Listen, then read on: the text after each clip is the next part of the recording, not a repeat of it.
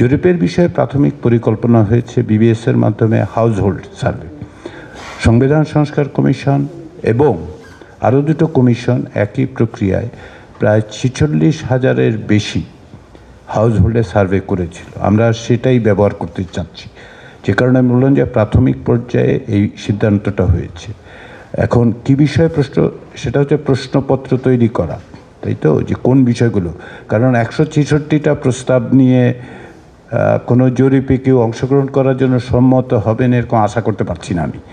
তো ফলে যেটা দাঁড়াচ্ছে যে এটা মানে কিছু আর বিষয় নির্ধারণ করে তার মাধ্যমেই প্রশ্নগুলো তৈরি করা হবে।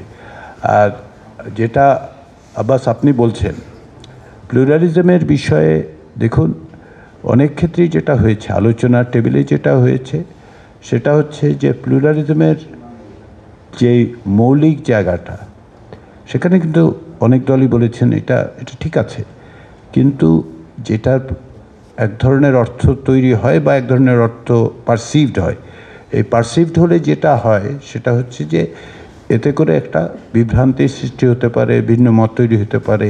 হ্যাঁ, ওয়ালটন আবারও মিলিনিয়ার অফারে ওয়ালটন ফ্রিজ কিনে আপনিও হয়ে যেতে পারেন মিলিয়নিয়ার। মিলিনিয়ার ছড়াছড়ি দেশ জুড়ে, এটা শুধু ওয়ালটনই পারে। তো সেটা অ্যাভয়েড করার জন্যই তারা বলেছেন বহুত্ববাদটা বাদ দিন।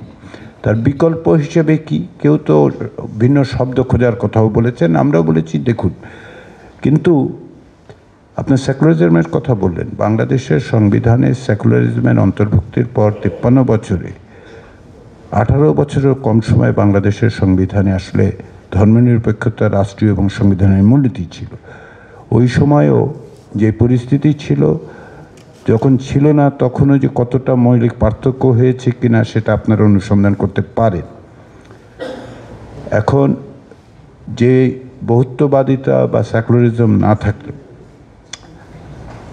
ধর্মীয় সংখ্যালঘু থেকে শুরু করে সংখ্যালঘু জনগোষ্ঠী, বিশেষ করে ধর্মনিরপেক্ষতার সাধারণ ধারণায় তো ধর্মীয় সংখ্যালঘুদের কথাই বলা হয়।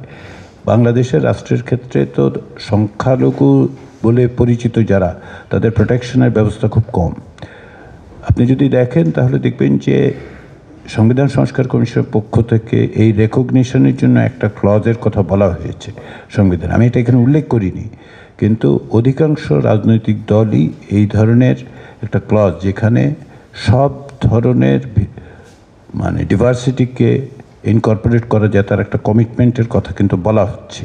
সেটা আমরা এখন পর্যন্ত দেখছি অধিকাংশ দলই তাতে একমত। তো সবগুলো বিষয়তে উল্লেখ করা সম্ভব ছিল না, সেই জন্য আমাকে মানে কিছুটা সংক্ষেপ করতে হয়েছে আর কি। আমরা আশা করি যে সেটা অন্তর্ভুক্তির মধ্য দিয়ে রাষ্ট্রের কমিটমেন্টটা থাকবে আর কি।